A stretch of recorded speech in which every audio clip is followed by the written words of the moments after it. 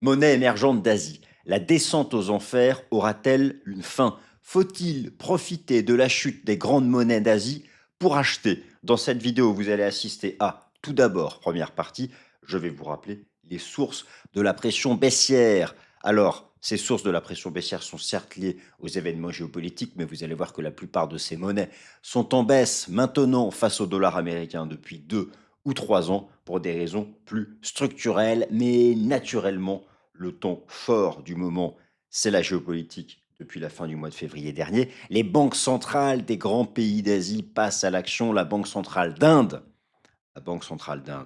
est intervenue directement sur le marché des changes la semaine dernière pour interrompre la chute libre. La chute libre. Imaginez sauter d'un avion sans parachute de la roupie indienne, USD, INR qui approche du seuil des 100. Est-ce que ce seuil va être franchi? Mais il y a aussi la Banque centrale d'Indonésie et la Banque centrale des Philippines qui réengagent ainsi que aussi des taux d'intérêt pour mettre un terme à la fuite des capitaux, mettre un terme à la chute de la devise, alors que l'inflation importée s'envole. Alors, dès que la situation géopolitique s'améliore, va s'améliorer et elle s'améliorera in fine, il envisageait de revenir à l'achat sur toutes ces monnaies. Je vais vous faire le point fondamental. Je regarde mes notes parce qu'il y en a un certain nombre. Nous allons parler baht thaïlandais, nous allons parler de la roupie indienne, de la roupie indonésienne, du dong vietnamien, vous voyez, je lis même pas mes notes, bon, du won sud-coréen et du peso philippin. Et du yuan chinois, bien sûr, mais sur le yuan, une vidéo spéciale la semaine dernière, car la trajectoire est complètement différente, voire même complètement et diamétralement opposée entre d'une part le yuan chinois et par exemple la roupie indienne. Cela n'a strictement rien à voir, pour des raisons fondamentales que vous allez comprendre. Nous allons regarder. C'est vrai que quand on parle de banque centrale, nous parlons que de la Fed. Bon, là, on va aller voir en détail le cycle des taux d'intérêt de ces banques centrales. Mais oui, les amis, il n'y a pas que la Fed dans le monde, il n'y a pas que Kevin Moore, Jérôme Powell et Monsieur Trump dans ce monde gigantesque. Et donc, faut-il les acheter, ces devises? Alors que certaines banques centrales passent en mode risque de resserrement monétaire. À des taux qui montent, parfois ça attire à nouveau des capitaux sur une monnaie. Et oui, moi les amis, je creuse le sujet sur le Forex. Pas vous parler du dollar toutes les semaines. Donc on creuse. Bon. Et enfin, bien sûr, nous allons faire le tour d'horizon technique toutes ces monnaies face au dollar américain. Et moi, qu'est-ce qu'il me reste à faire? J'ai plus qu'à vous souhaiter d'être installé correctement. J'espère que vous allez bien d'ailleurs au passage. Et puis, profiter de cette nouvelle édition du Fast and Forex.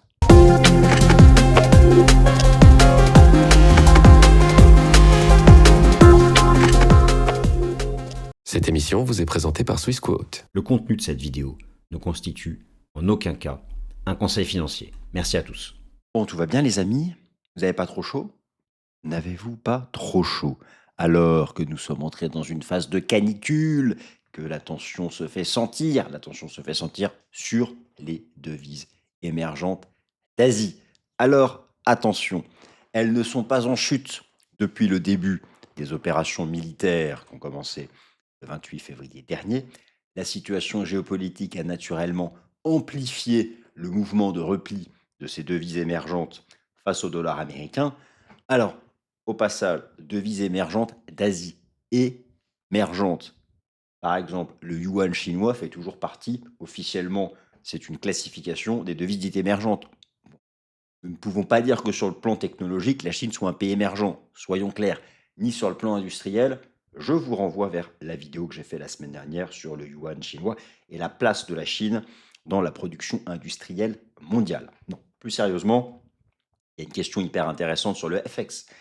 La chute libre de la roupie indienne, de la roupie indonésienne, notamment de la roupie indienne. Vous allez voir, moi je vous mets un billet, je vous fiche un billet, comme on dit chez moi au Texas.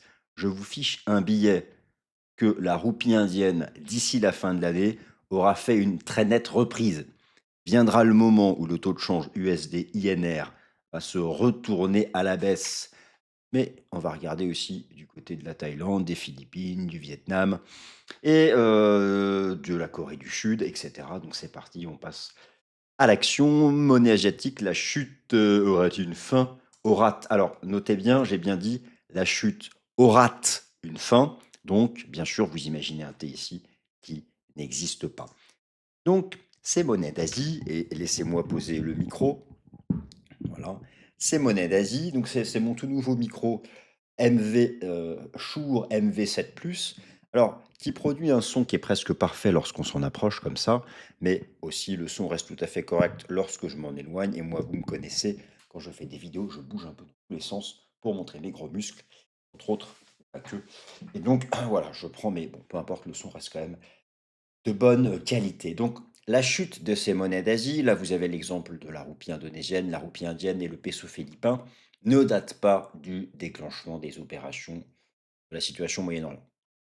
Ça fait quelques années maintenant. Mais il y a une accélération du drop en lien avec les événements géopolitiques. C'est ce dont donc, nous allons parler.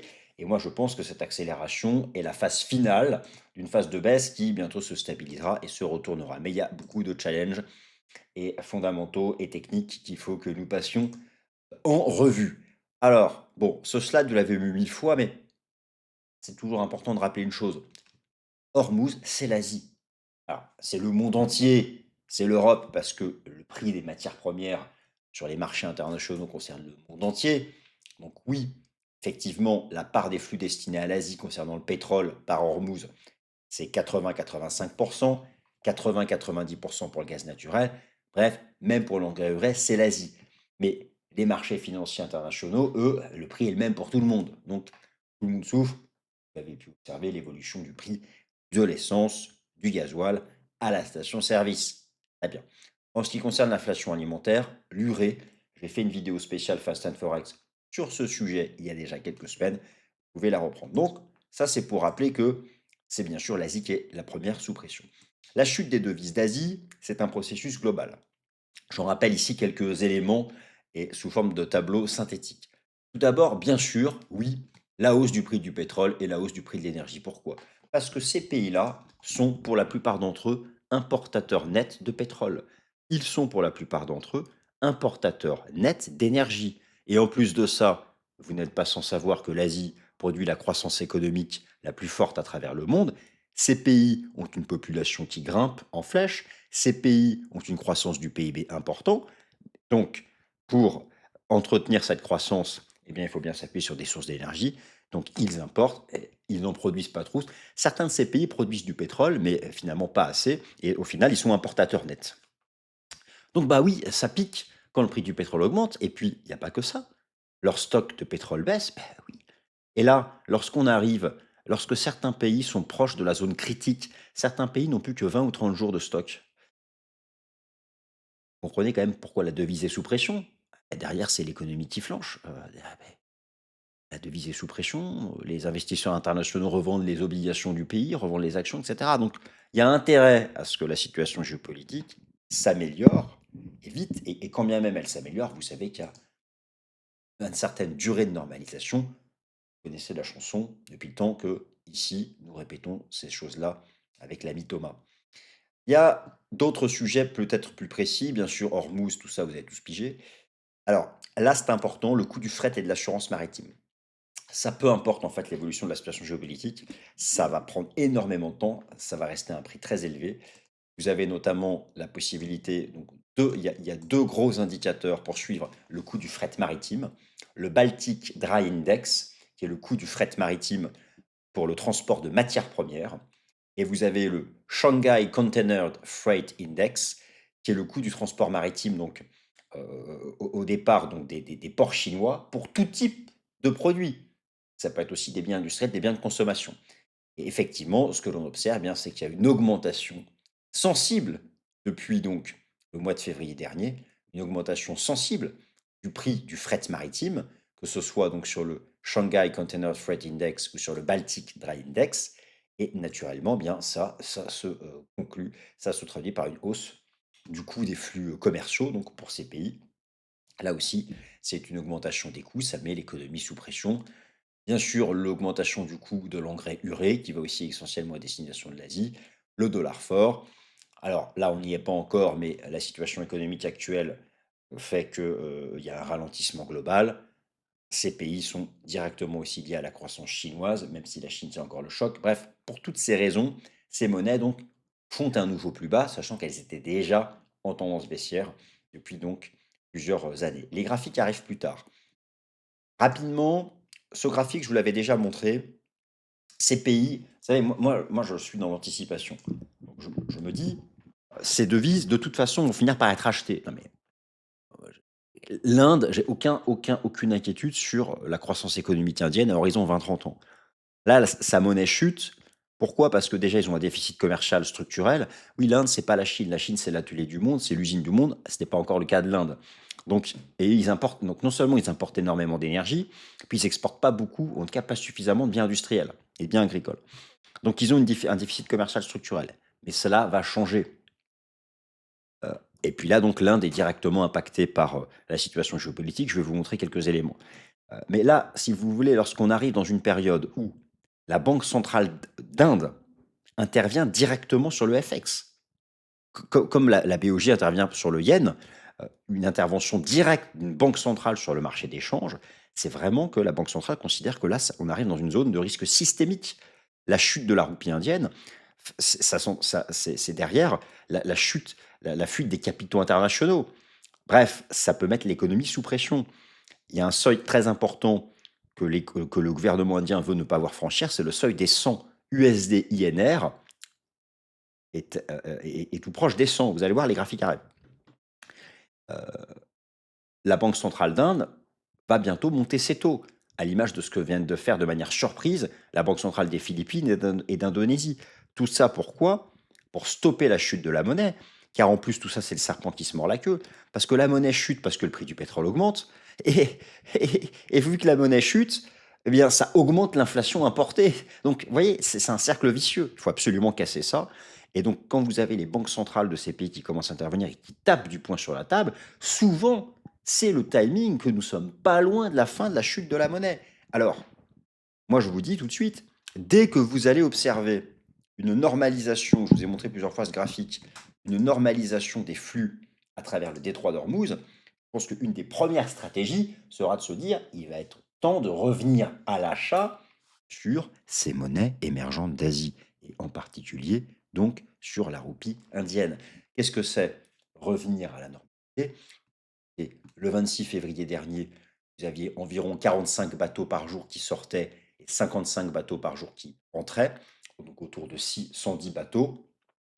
Là, nous sommes, avec les données du 22 mai, nous sommes à 21. Donc, alors, il y a quand même, c'est quand même mieux hein, que le mois de mars, mais voilà. Donc, moi, si vous voulez, dès qu'on nous allons retendre vers ce type de trafic-là, Heu, je suis assez certain que vous allez avoir un début de rebond de ces monnaies émergentes d'Asie. Alors quelles sont-elles? Les voici.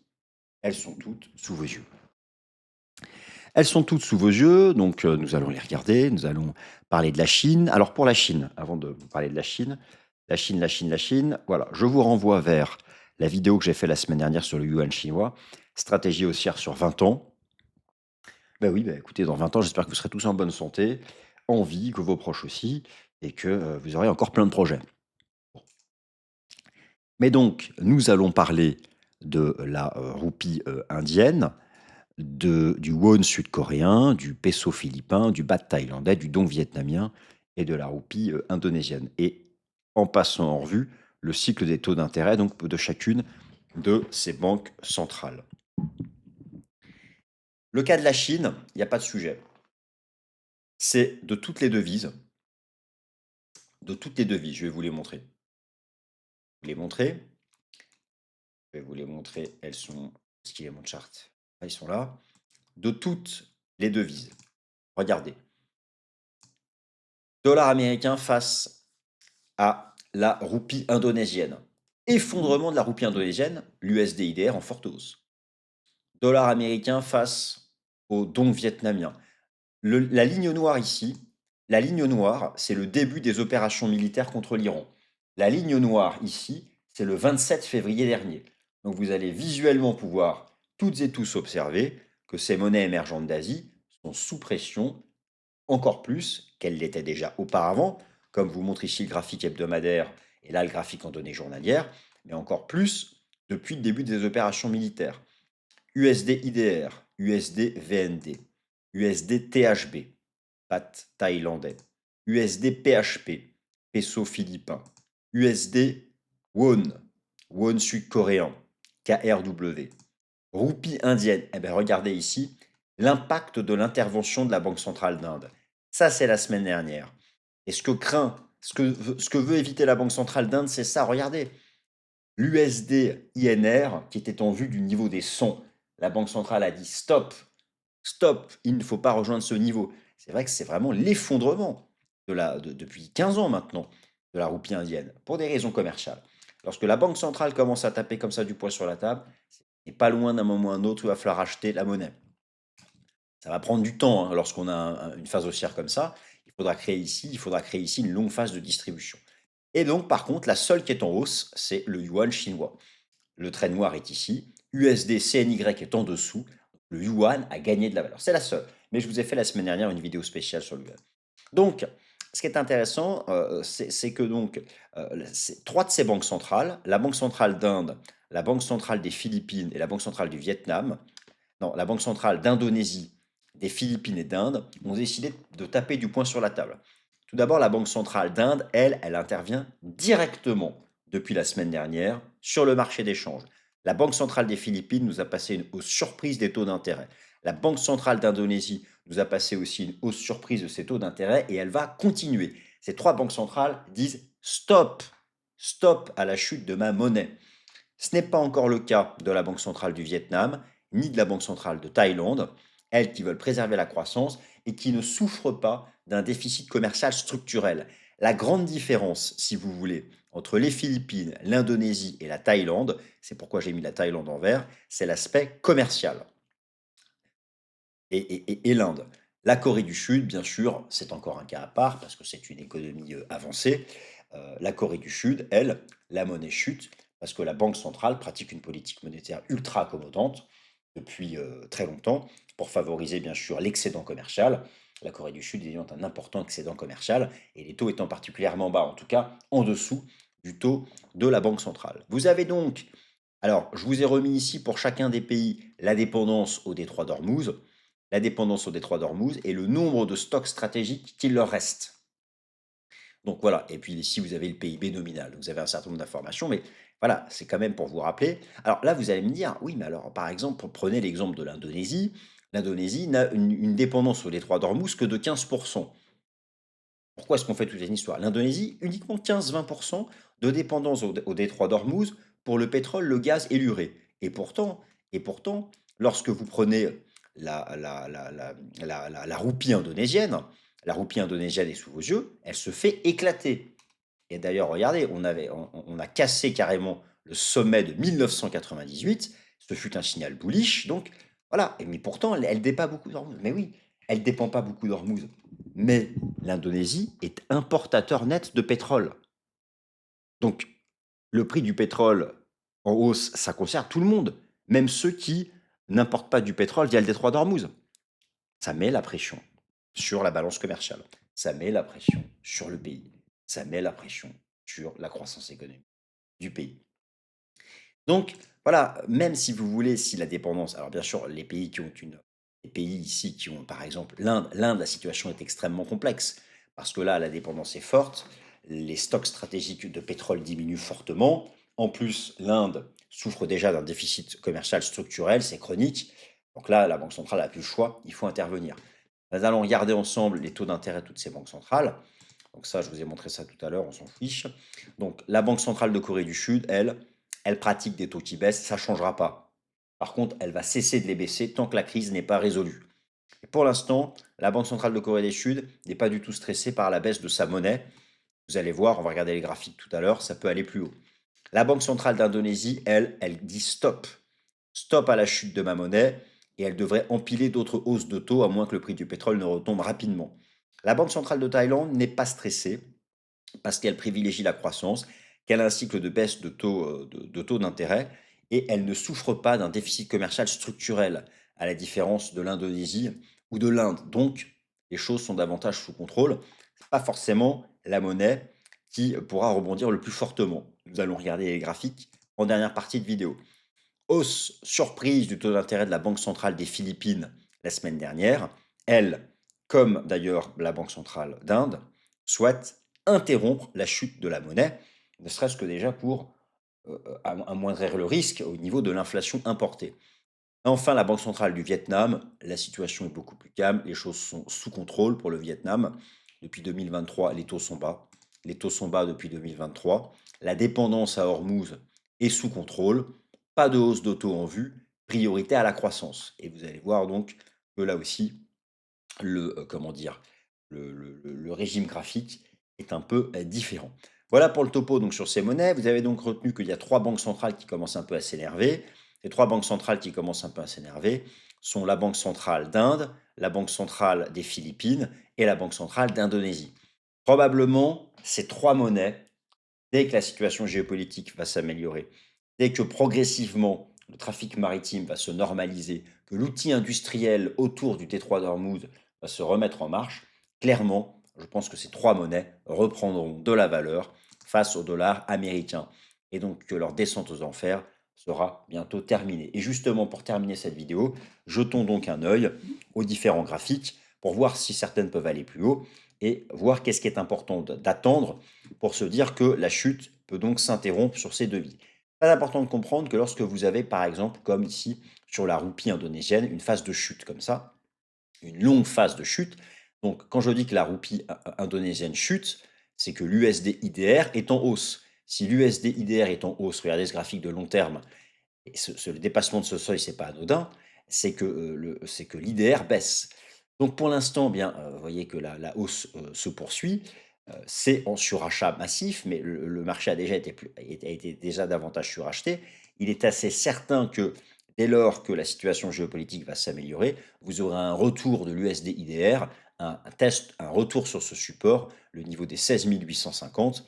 Le marché a réalisé un breakout haussier ici en mars dernier. Il y aura un retour à ce niveau, un retour aux moyennes. L'écart à la moyenne mobile à 200 jours n'a jamais été aussi important. C'est ce que montre le Disparity Index. Pour le moment, donc, eh bien, il n'y a pas de signaux de renversement. Alors, en ce qui concerne l'USD face au dong vietnamien, c'est aussi une tendance haussière de fond. C'est une tendance haussière de fond. Le marché n'a pas dépassé ici, le marché n'a pas dépassé le record historique, à la différence de la roupie indonésienne. C'est ce seuil-là. Je vous ai expliqué que le Vietnam était moins sous pression, sa dépendance à Hormuz moins sous pression. La Banque centrale n'envisage pas forcément d'intervenir. Et au stade actuel, c'est globalement sous contrôle. Mon opinion est donc que l'USD-VND devrait se maintenir sous ce seuil. Bien sûr, dépend de la situation géopolitique, nous verrons bien, mais clairement, qu'est-ce qui va se passer dès lors que la situation géopolitique va s'améliorer? Il y aura un retour à la case départ. Pour la plupart de ces devises, ça va se faire progressivement, et ce sera d'autant plus agressif que la Banque centrale va décider de relever les taux. Ce n'est pas le cas pour la Banque centrale du Vietnam, mais vous aurez grosso modo un retour au point de départ, et ce, tant que le marché se maintient ici sous cette résistance. En ce qui concerne le BAT thaïlandais, en ce qui concerne le BAT thaïlandais, la structure, on voit, est complètement différente. Malgré tout, vous avez une énorme zone de support ici qui se trouve entre 29 et 30. Et cette zone de support, on voit qu'elle agit depuis 20 ans. Et le marché est plutôt dans une zone basse. Alors, depuis la zone basse, eh bien, il y a eu un rebond sur support. Ici, regardez, début des opérations militaires, hasard du timing technique, le marché était dans la zone basse de support. Ok, très bien, donc derrière, eh bien, il y a eu une chute du BAT thaïlandais. La situation, la situation de la Thaïlande est différente. Je vous ai expliqué que la Banque centrale n'était pas du tout pressée, en fait, n'envisageait pas du tout d'augmenter les taux. Et donc là, la situation est quand même différente. Avec cette trajectoire monétaire accommodante, nous pouvons nous dire que finalement, même après l'amélioration de la situation géopolitique, étant dans une grosse zone basse technique, on voit bien c'est un range entre 29 et 30, entre 29-30 et 37-38. Moi, je ne serais pas surpris finalement que l'USD-THB remonte dans cette zone-là. Naturellement, quand la situation géopolitique va s'apaiser, il y aura d'abord une phase de retracement, peut-être un retour à la moyenne mobile à 200 jours, mais la trajectoire monétaire est tellement différente des autres banques centrales d'Asie que derrière, je pense que le marché peut revenir chercher la partie haute de ce range. Donc c'est un trading range ici, qui peut être intéressant. Alors, là aussi, la Banque centrale des Philippines tape du poing sur la table. Et là aussi, donc, vous avez eu un breakout de ce niveau en lien avec la situation géopolitique. Dès lors que celle-ci va s'améliorer, vous aurez un retour à ce support, un retour à la case départ, un retour à ce gros niveau technique. Mais pour ça, il faut une amélioration sensible et définitive de la situation géopolitique. Pour le won sud-coréen, pareil, la banque centrale a plutôt engagé un cycle de baisse des taux d'intérêt qui est simplement mis en pause par la situation géopolitique. Mais là aussi, ces baisses de taux, alors bien sûr, il est hors de question pour la Banque centrale de Corée du Sud d'envisager des hausses de taux. Et je pense que derrière, en fait, dès que la situation va s'améliorer, elle va pouvoir resuivre sa trajectoire. La Banque centrale n'est pas dérangée par la baisse de la monnaie. La balance commerciale est excédentaire et l'USD KRW a de bonnes probabilités de rejoindre cette résistance, le niveau des 1597, de manière progressive. Donc vous voyez qu'elles sont logées, pas toutes logées à la même enseigne. Par contre, en Inde, donc là je vous l'ai expliqué, c'est la priorité de la Banque centrale d'interrompre la chute de la roupie indienne. Et lorsqu'une banque centrale intervient en général, c'est le début de quelque chose. Vous avez la semaine dernière une structure en avalement baissier daily ici, en terminologie japonaise. Alors, la banque centrale, si vous voulez, son message est clair. Je ferai tout pour que l'USD INR ne dépasse pas le niveau des 100.